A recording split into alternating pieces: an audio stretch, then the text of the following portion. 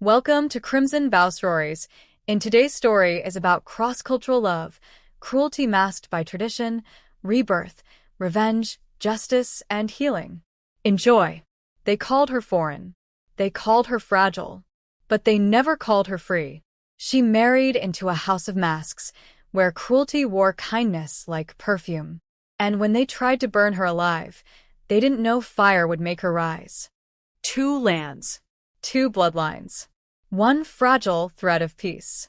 She came from the West, where drums speak and women heal. He came from the East, where silence is sacred and duty is law. Their marriage was not love at first, but it became love in time. Ao, the healer. Liwei, the scholar.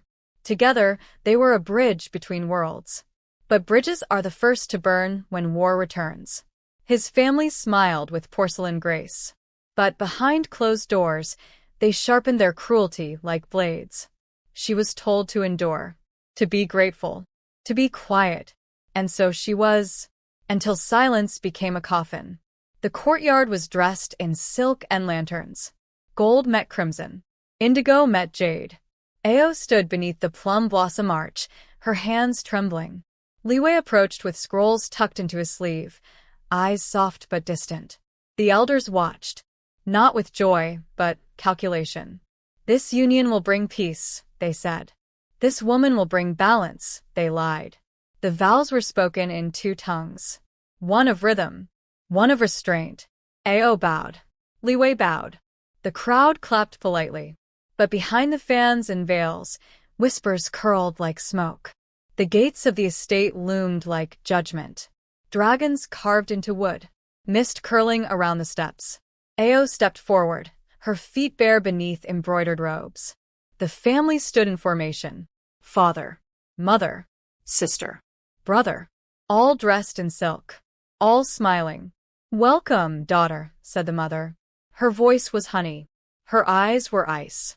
Ao bowed. The sister-in-law lingered behind, her gaze sharp. Liwei held Ao's hand. But even his warmth could not melt the chill. Moonlight spilled into the chamber like spilled milk. Ao sat by the round window, brush in hand. She wrote to her mother, "I am safe. I am married. I am unsure." She folded the letter, placed it beneath her pillow. Outside, the wind whispered through bamboo. Inside, silence pressed against her skin. Morning came with ceremony. The family gathered for breakfast. Porcelain bowls, steamed buns, jasmine tea. Ao sat last. Her bowl was empty. Her tea was cold. The sister-in-law smiled. "Forgive me," she said, spilling hot tea on Ao's hand. "I'm clumsy." Ao winced. Liwei didn't notice. He was reading a scroll. The mother watched. The father sipped tea. No one spoke. In the garden, plum blossoms fell like snow. The grandmother sat beneath the tree, her hands folded. "Child," she whispered, "not all smiles are kind. Watch the shadows." Ao nodded. Her eyes filled with questions. But her lips remained sealed. Ao was summoned to the inner chamber. The mother handed her a scroll. "You must learn our ways," she said. "You must unlearn yours." The scroll was blank. Ao was told to meditate on it. For 3 hours. In silence. No food. No water. She obeyed. At a banquet, Ao was praised. The father raised a cup. "She is adapting well," he said. "She is obedient," said the sister. Liwei smiled. Ao bowed. But her stomach twisted. Her hand trembled. Her spirit dimmed. Ao was locked in a room for reflection. No explanation. No light. She scratched marks into the wall. One for each hour. Her stomach growled. Her spirit dimmed. "This is tradition," said the mother. "This is discipline," said the father. "This is love," said the sister. Ao said nothing. Because silence was survival. But survival was not living. Liwei returned from his journey. The family greeted him with joy. Ao stood beside them, her robes freshly pressed. He kissed her hand. She smiled weakly. "You look tired," he said. "I missed you," she replied. He saw no scars, no burns, no hunger, because she had learned to hide. That night, Ao stood before the mirror. She removed her robe. Her back was bruised. Her hair was uneven. Her eyes were hollow. She touched the glass. "I am not weak," she whispered. "I am waiting." Cruelty does not always scream. Sometimes it bows. Sometimes it serves tea. She was not beaten in the streets. She was erased in the halls. One ritual at a time. One silence at a time. And still she said nothing. Because silence was survival. But survival was not living. Ao woke before the sun. She was told to sweep the courtyard. Not with a broom. With her hands. "It builds humility," said the sister. Her fingers bled. She wrapped them in silk. She served breakfast with trembling hands. Li Wei kissed her cheek. "You're adjusting beautifully," he said. She smiled. Her lips cracked. She was summoned to the bathhouse. Steam rose like ghosts. The mother held a bowl of ash. The sister held scissors. "Foreign hair holds foreign spirits," said the mother. They cut her hair, burned the ends, rubbed ash into her scalp. She did not cry. She did not speak. "You are becoming one of us," they said. Ao was given a scroll. Blank. She was told to meditate on it for 6 hours. No food. No water. No movement. She sat in the chamber. Her stomach twisted. Her vision blurred. "If you move," said the brother, "you dishonor our ancestors." She did not move. She did not dishonor. She did not eat. At a banquet, Ao was asked to recite a poem. She chose one from her homeland. Soft. Rhythmic. Healing. The father laughed. "That is not poetry," he said. "That is noise." The guests chuckled. Li Wei looked confused. Ao bowed. "Forgive me," she said. She was locked in a room again. This time for 3 days. No light. No food. No sound. She counted the hours by the ache in her belly. She whispered to herself, "I am not broken. I am buried." Ao confided in a servant. A young girl with kind eyes. She gave Ao a rice ball. Ao cried. "Thank you," she whispered. The next day, the servant was gone. The mother smiled. "We do not tolerate disobedience," she said. Ao's stomach twisted. Her heart cracked. Li Wei found Ao crying. She tried to speak. "Your family," he interrupted. "They are trying. You must try harder." She looked at him. Her eyes hollow. "I am trying not to disappear," she said. He kissed her forehead. And left. The grandmother found her in the garden. Ao was kneeling, pulling weeds with bare hands. "They are testing you," said the grandmother. "But they do not know your roots." She handed Ao a pouch. "If you must run, run east. If you must fight, wait until they sleep." Ao stood before the mirror. Her hair was uneven. Her eyes were red. Her lips were cracked. She touched the glass. "I am not weak," she whispered. "I am waiting." Ao found a hidden letter from her mother. It had been kept from her. She read it by candlelight. "My daughter, you are not theirs. You are the river. You are the flame. You are the storm." She folded the letter, placed it in her sleeve, and began to plan. There is a silence that suffocates, and there is a silence that screams. She had endured the bruises, the burns, the hunger. But cruelty has a climax. And theirs was fire. They did not want her gone. They wanted her erased, purified, silenced forever. But fire does not always destroy. Sometimes it awakens. Ao was summoned at dusk. The courtyard was lit with lanterns. The family wore ceremonial robes. Li Wei was away again. "Tonight," said the mother, "you will be cleansed." Ao was dressed in white. Her wrists were bound with red silk. She was led to the fire pit. "This is tradition," said the sister. "This is honor," said the father. The grandmother was absent. The servants looked away. They poured oil on her hair, rubbed salt into her wounds, lit incense, then flame. She did not scream. She did not beg. She closed her eyes and whispered, "If I die, let me rise." The fire kissed her scalp. Smoke curled around her face. She collapsed. They left her in the chamber, locked the door. No water. No light. She lay on the floor. Her skin blistered. Her breath shallow. She dreamed of drums. Of rivers. Of her mother's voice. You are the storm. The door creaked open. The grandmother entered. She poured water on the embers, wrapped Ao in cloth, carried her to the river. You are not done, she said. You are not theirs. Ao floated in the water, her body broken, her spirit burning brighter than her skin. Days passed. Ao healed in silence. She ate roots, drank rain, listened to the wind. She carved a comb from bone, cut her hair herself, dressed in black. I was a guest, she whispered. Now I am the architect. She returned to the estate, not as a bride, but as a storm. Li Wei saw her and wept. She touched his face. I love you, she said, but I will not die for your blindness. He tried to speak. She placed a finger on his lips. Watch. And remember. She entered the kitchen, dismissed the servants, took over the meals. The family protested. She smiled. You taught me discipline, she said. Now you will taste it. She served them bitter herbs, cold rice, empty bowls. The sister-in-law spilled tea. Ao did not flinch. She poured boiling water into the sister's lap. Purity burns, doesn't it? The sister screamed. The mother gasped. The father stood. Ao bowed. Tradition, she said. She stood before the mirror. Her skin scarred, her eyes sharp.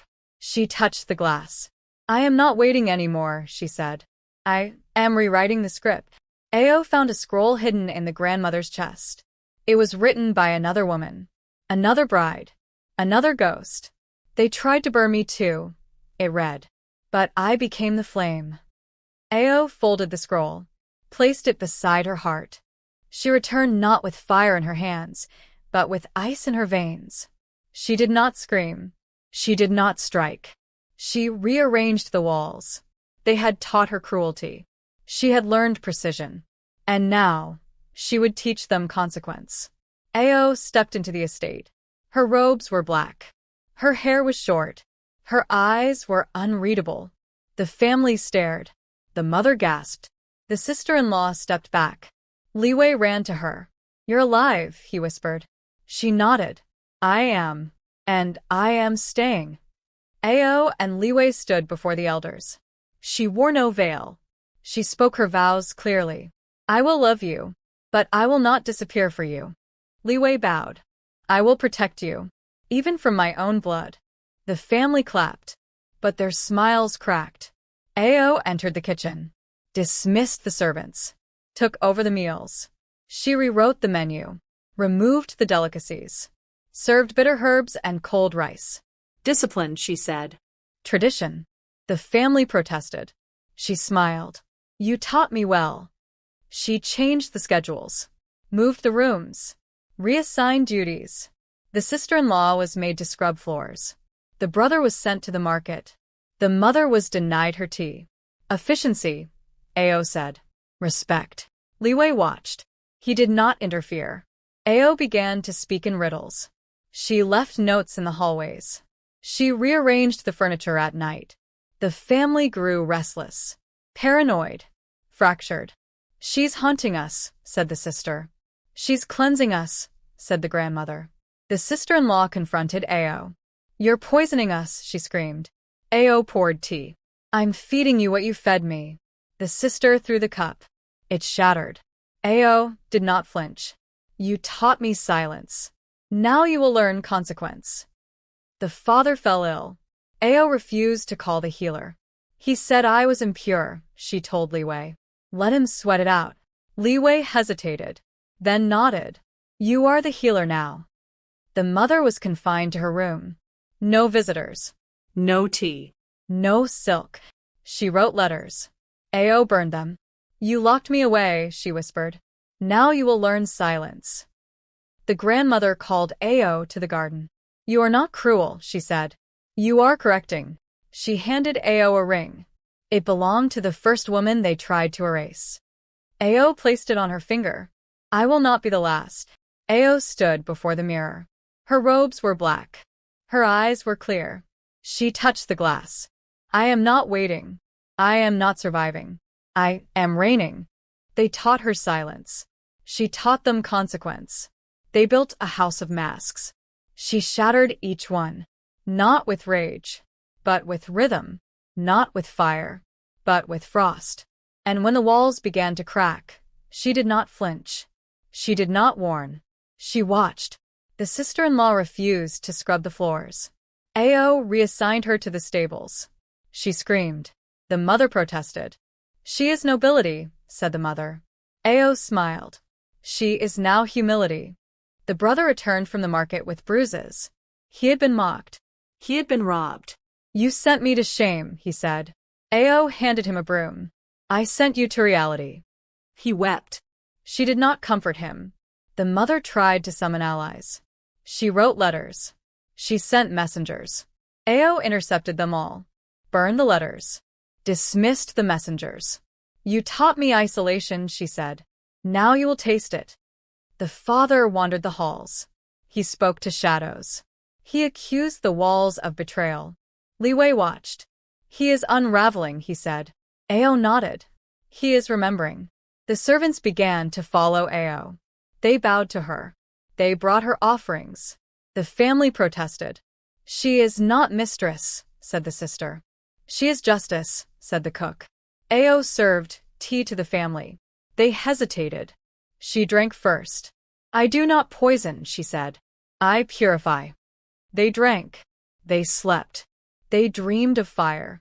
The grandmother called Ao to the garden. I was once like you, she said. They tried to burn me too. She showed Ao a scar. A burn beneath her robe. I survived. But I stayed silent. Ao took her hand. You were the seed. I am the bloom. Ao placed a scroll in the hall. It read, Tradition is not cruelty. Obedience is not silence. Justice is not revenge. It is memory. The family read it. They laughed. She thinks she's wise, said the sister. She thinks she's safe, said the mother. They began to plot. The family planned to run Ao over. They whispered in the dark. They prepared the carriage. She will not survive again, said the father. She will not rise, said the sister. Ao listened. She did not stop them. Ao stood before the mirror. Her robes were black. Her eyes were calm. She touched the glass. I am not the flame. I am the match. They plotted in whispers. They planned in shadows. They believed she was still the girl who bowed. But she was no longer waiting. She was watching. And when they came for her, she did not run. She did not scream. She simply stepped aside. The family gathered in the stables. The wheels were sharpened. The horses were restless. Tonight, said the father, we end her. The sister-in-law held the reins. The mother carried oil. The brother lit the torch. They waited for Ao to walk the garden path. The grandmother found Ao in the garden. They are ready, she said. They think you are still soft. Ao smiled. Let them come. She placed a lantern on the path, lit it, stepped back. The carriage raced forward. The wheels screamed. The torch burned. Ao stood still, then stepped aside. The horses panicked. The carriage veered. It crashed into the stone wall, splintered, flipped. Smoke rose. Wood cracked. Blood spilled. The father was crushed. The mother impaled. The sister burned. The brother silent. Only the grandmother remained. Only Li Wei remained. Only Ao stood. Li Wei found Ao in the garden. They're gone, he said. She nodded. They chose their ending. He wept. I should have seen. She touched his face. You see now. The family was buried without ceremony. No silk. No incense. No songs. Ao placed a single stone on each grave. Memory, she said. Not mourning. Ao stood before the mirror. Her robes were white. Her eyes were clear. She touched the glass. I am not revenge. I am restoration. The garden bloomed. Plum blossoms returned. The servants sang. Ao walked the path. Lanterns lit her way. Li Wei walked beside her. The grandmother watched. You are the storm, she whispered. You are the calm after. She had been burned. She had been buried. She had been erased. But she rose. She reigned. She remembered. And now she rebuilt. The estate was silent.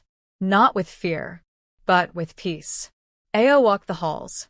Servants bowed with respect. Li Wei followed her steps. Not to lead, but to learn. Ao sat by the window. She wrote with a steady hand. I survived. I did not become them. I became myself. She sealed the letter. Placed it in the shrine. The house did not collapse. It endured. But the air inside changed. Ceremonies still took place under the plum tree. The matriarch still whispered behind painted fans. But fewer guests came now. Fewer blessings were spoken without hesitation. Because Ao had shifted the silence, not broken it, not shouted over it, but rewritten it with her presence. The grandmother, once a quiet witness, became an active co-conspirator in healing. She did not wear mourning anymore. Her scarves turned turquoise and sunset pink. She began slipping notes into Ao's laundry. You are not broken. They fear your strength. When Ao gave birth, first to Ndidi, whose name meant patience, then to Obesai, whose name meant presence, the grandmother placed jasmine petals beneath the crib and whispered, You've returned them to us intact. Ao had stopped folding herself to fit. She now moved through corridors in scarlet and amber, feet bare, head high. Where her fingers once bled, they now painted, mural upon mural on the west wing walls. Women of many shades, eyes open, unbowed. She built a sanctuary with the grandmother's blessing. They called it Yulo and Cheetah, House of Remembering. The chairs were mismatched. The walls smelled of rose oil and pepper soup. There were no rituals of purity, no scrolls of silence. Only stories, and laughter, and women who loved across borders and names. One day, a woman arrived holding the secrets that tore her family apart. The grandmother met her at the gate, handed her the same scarf Ao once wore in exile. You are not foreign, she said. You are found. Li Wei, now quiet but present, helped alphabetize the growing library. He wrote a letter to his father but never sent it, burned it instead in the courtyard's hearth, beneath a mural that showed 3 generations of women standing boldly in riotous color. When Obesai published his mother's poetry, he named the collection Ashes of Silence. In the opening dedication, he wrote, My mother taught me that surviving is not living. Living is remembering. And remembering is how we heal. Ndidi, now a teenager, painted a final mural on the outer wall. Bold strokes in indigo and ochre, with figures dancing, not suffering. She titled it We Are the Storm. Ao walks through Yilo and Cheetah in a sun-yellow gully. Her daughter beside her. Women laughed beside the fire pit, their dresses in coral and jade, voices rising, not in pain, but in power. Ao's voice, rich and unwavering. To every woman who walks between cultures, who loves across borders, who bows to survive, you are not a guest in your own life. You are the author. You are the architect. You are the storm, and the calm after. Join the journey. This story does not end on the final page. It begins with your voice. Subscribe to stay close to future chapters. And more stories weekly. Let me leave you with Li Wei's reflection. I used to think strength meant standing tall, shielding others from harm, never wavering. I believed I was protecting her. But now I see, I was the one being held. I never understood love, not truly. I missed the quiet signals, the unspoken worries, the subtle sacrifices. I didn't notice how her presence softened the sharp edges of my world, or how her silence sometimes spoke volumes about the burdens she carried. I'm sorry I didn't see it sooner. Sorry I didn't recognize what her love looked like, how it was shown not in grand declarations, but in everyday grace. She protected me with patience, with resilience, with unwavering care. And I, blind in my own illusion of strength, failed to acknowledge the truth. I've only known love because she showed me. From this day forward, I want to love her with intention. Not just for the rest of her life, but for the rest of mine. The end.